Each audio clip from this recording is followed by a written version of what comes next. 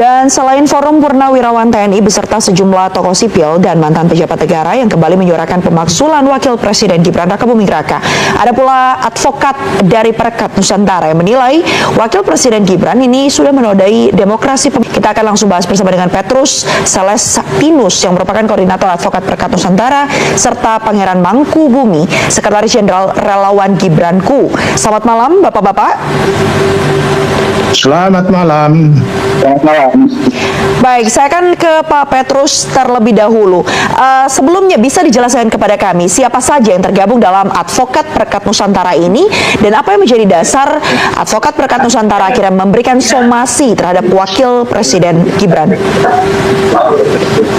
Ya, jadi advokat yang tergabung dalam pergerakan advokat Nusantara ini banyak, tetapi yang datang kemarin ke kantor Wakil Presiden itu ada 8 orang. Ya, jadi kami 8 orang yang datang dan sudah menyerahkan somasi itu kepada Wakil Presiden melalui Sekretariat Wakil Presiden kemarin. Begitu. Baik, siapa saja, apakah kemudian latar belakang dari para advokat ini hingga akhirnya memberikan somasi terhadap Wakil Presiden Gibran Rakabuming Raka, dan apa dasarnya Pak Petrus? Ya, jadi advokat-advokat ini juga adalah advokat-advokat yang menjadi aktivis pembela demokrasi. Sehingga sejak perkara nomor 90 itu berproses, kami sudah aktif memantau jalannya persidangan perkara 90 itu. Nah, setelah saya cek videonya, ternyata itu adalah acara pembekalan kepada peserta program pendidikan pimpinan nasional dan program pemantapan pimpinan nasional 2025. Dan tahu nggak, yang memberi pembekalan materi itu adalah Gibran. Luar biasa memang. Bayangkan saja ya, semua peserta acara itu adalah petinggi perwira TNI dan Polri, dan yang memberi pembekalan materi adalah Gibran. Wow, luar biasa sekali. Tumben-tumbenan Gibran berani diskusi dengan para petinggi perwira TNI Polri. Itulah yang ada dalam pikiran saya ketika melihat video Gibran pertama kali. Dan jujur ya, awalnya itu cukup membuat saya jadi kagum. Ya, sekarang siapa yang tidak kagum coba? Lawong biasanya kan Gibran ini sering kali diskusi dengan anak SD dan SMA. Kan itu yang selama ini sering dilakukan oleh Gibran. Jadi ketika melihat video Gibran memberikan pembekalan materi kepada para petinggi perwira TNI Polri, ya otomatis itu membuat saya jadi kagum. Nah, tapi tunggu dulu, ternyata ada momen yang sangat-sangat mengejutkan, yaitu ketika Gibran ini ditanya oleh salah satu perwira TNI lulusan S3 Laksamana Pertama Arif Badrudin. Nah, pertanyaannya adalah terkait dengan strategi kepemimpinan geopolitik Indonesia, terutama di negara-negara non-blok. Bahkan ya, bukan hanya itu, tapi juga disinggung terkait dengan Danantara, fintech, kemudian startup, dan ada lagi artificial intelligence atau AI. Nah, tapi supaya lebih jelas ya, silakan bisa disimak terlebih dahulu cuplikan videonya berikut ini. Mari silakan. Siap. Terima kasih izin Bapak Wapres RI. Kami izin memperkenalkan diri. Saya Laksamana Pertama TNI Arif Badrudin, peserta dari PM4N. Yang pertama, kami belajar tentang geopolitik di Lemhanas, Pak. Kebetulan kami S3-nya tentang model pelatihan AI, Pak. Yeah. Harapan kami kepemimpinan geopolitik Indonesia ini bisa kembali diraih. Zaman dulu Presiden Soekarno tidak pakai uang bisa menjadi pemimpin non-blok. Kita sekarang memiliki Bapak Presiden dan Bapak Wakil Presiden, memiliki Danantara. Saya yakin kita akan kembali menjadi pemimpin non-blok. Demikian, terima kasih. Baik, sudah bertemu langsung dengan CEO Danantara, Bapak-Bapak semua? Belum?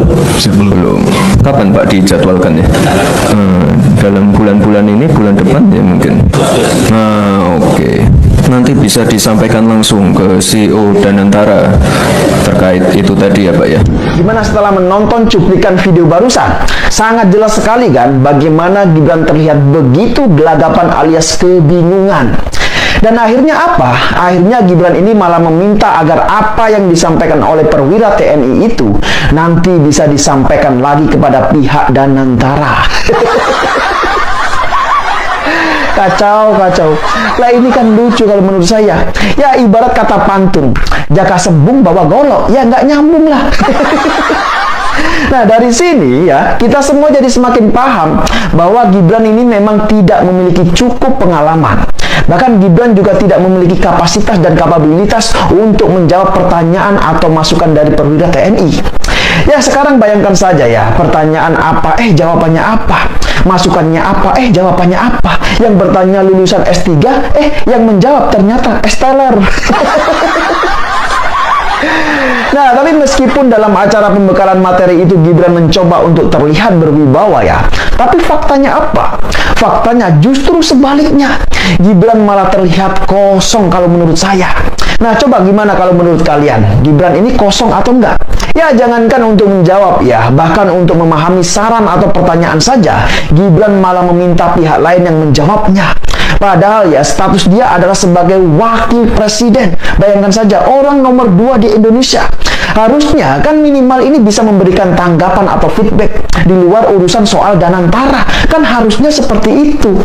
Ya, karena kan Danantara itu posisinya hanya sebagai investor atau sebagai penyedia anggaran. Kan posisinya seperti itu. Padahal ya, dari elaborasi yang disampaikan oleh perwira TNI itu dijelaskan juga mengenai strategi kepemimpinan geopolitik Indonesia, kemudian soal fintech dan artificial intelligence atau AI dan lain-lain. Dan sekali lagi ya, coba kalian bayangkan, perwira TNI tersebut sudah menyampaikan ide dan pertanyaan dengan panjang lebar. Tapi yang terjadi apa? Yang terjadi, Gibran ini malah menjawab dengan sangat-sangat singkat. Bapak sudah bertemu langsung dengan CEO Danantara. Coba, jawabannya Gibran cuma seperti itu. Lah, ini apa-apaan coba? Malah yang lebih lucunya lagi adalah Gibran ini malah menjelaskan soal hilirisasi, dan hilirisasi. Nah, ini kan gak nyambung. Ampun. Masa ya semua permasalahan, semua persoalan selalu dijawab dengan hilirisasi? Ya, jujur saja ya, saya gak bisa membayangkan ketika semua peserta yang hadir itu adalah para senior perwira TNI Polri. Tapi justru yang memberikan pembekalan materi adalah seorang Gibran. Dan kita semua juga sudah tahu secara pengalaman, Gibran ini memang masih belum cukup matang. Bahkan secara usia, Gibran juga masih belum mencukupi untuk menjadi calon wakil presiden pada saat itu. Jadi sudah sangat jelas sekali ya, bahwa berdasarkan pasal 169 huruf Q Undang-Undang nomor 7 tahun 2017 tentang pemilu, dijelaskan tuh bahwa persyaratan untuk menjadi calon presiden dan calon wakil presiden adalah berusia paling rendah 40 tahun. Dan pada saat itu kita semua sudah tahu bahwa Gibran Halo Sobat Politik, kembali lagi bersama saya di channel Rahasia Politik. Sebelum kita membahas lebih dalam isu panas hari ini, jangan lupa subscribe dan berikan komentar kalian. Nah teman-teman, kali ini kita disuguhkan dengan polemik yang luar biasa panas. Selain forum, purnawirawan TNI beserta sejumlah tokoh sipil dan mantan pejabat negara yang kembali menyuarakan pemakzulan Presiden Gibran Rakabuming Raka, ada juga gerakan dari para advokat perekat Nusantara yang menilai bahwa wakil presiden Gibran ini sudah menodai demokrasi kita. Kemarin, ada 8 orang perwakilan advokat yang mendatangi langsung kantor presiden dan menyerahkan somasi tersebut melalui sekretariat wakil presiden. Para advokat ini bukanlah orang biasa, melainkan para aktivis pembela demokrasi yang sejak perkara nomor 90 di Mahkamah Konstitusi berproses sudah aktif memantau jalannya persidangan. Sobat Politik, ada satu momen menarik yang belakangan ini viral. Ternyata ada acara pembekalan kepada peserta program pendidikan pimpinan nasional dan program pemantapan pimpinan nasional 2025, dan tahu tidak siapa yang memberikan pembekalan materi itu? Ya, tentu saja itu adalah Gibran. Bayangkan saja, semua peserta acara tersebut adalah para petinggi perwira TNI dan Polri, sedangkan yang memberikan materi pembekalan adalah Gibran. Sungguh luar biasa. Tumben-tumbennya Gibran berani berdiskusi dengan para petinggi perwira TNI dan Polri. Jujur ya, awalnya hal ini cukup membuat kagum. Selama ini kan kita sering melihat Gibran lebih banyak berdiskusi atau membagikan susu kepada anak-anak SD dan SMA. Jadi, saat melihat dia tampil di depan para perwira, otomatis hal itu sempat memantik rasa kagum.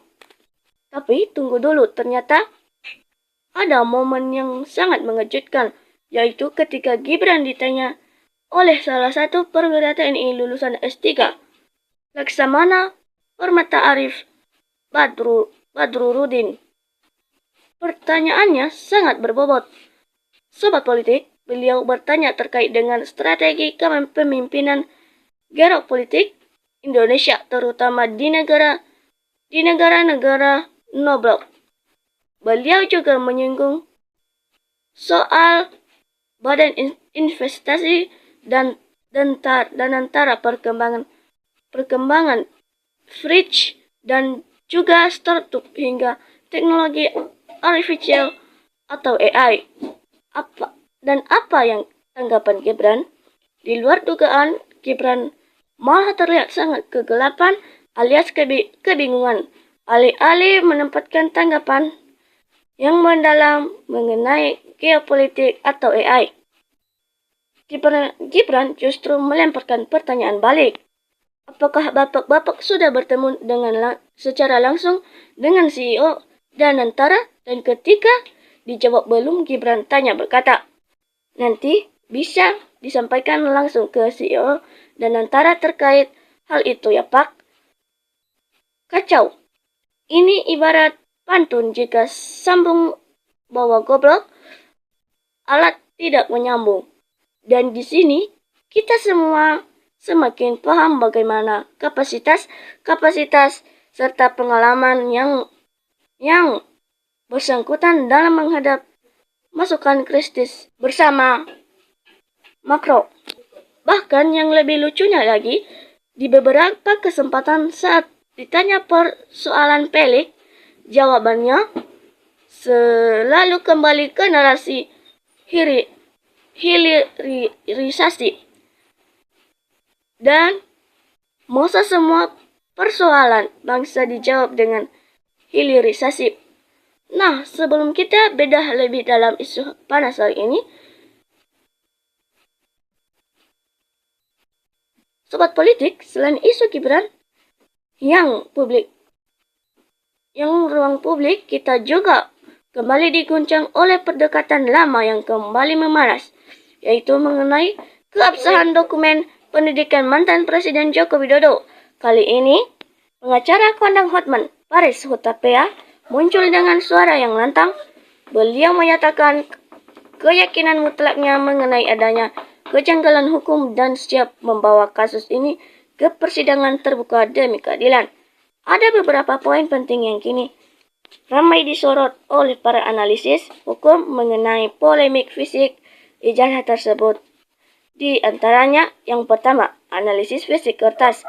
Disebutkan ada keganjilan pada fisik kertas ijazah yang tertulis tahun 1985,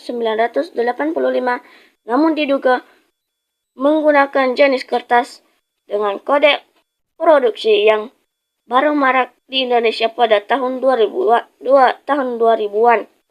Yang kedua, karakteristik tinta.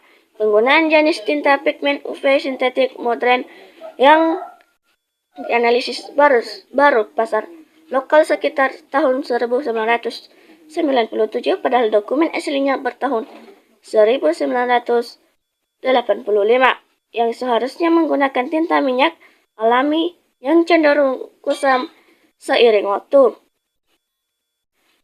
Tentu saja polemik ini memicu pro dan kontra yang luar biasa di kolom komentar netizen.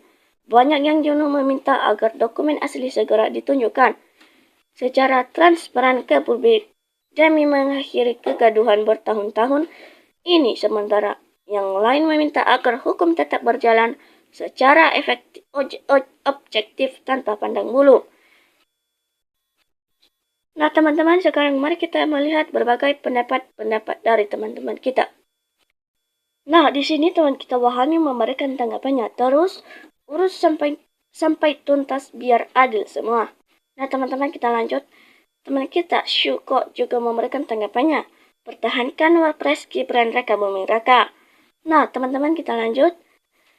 Teman kita Mukmar juga memberikan tanggapannya. Indonesia tentram, angel Panggasali, dan menjatuhkan. Nah teman-teman, kita lanjut. Teman kita Sutor juga memberikan tanggapannya. Info yang sangat menggembirakan. Nah di sini teman kita Anik memberikan tanggapannya. Kritik membangun, bukan menjatuhkan. Tidak perlu somasi cari kesalahan orang kalau berani lawan rakyat.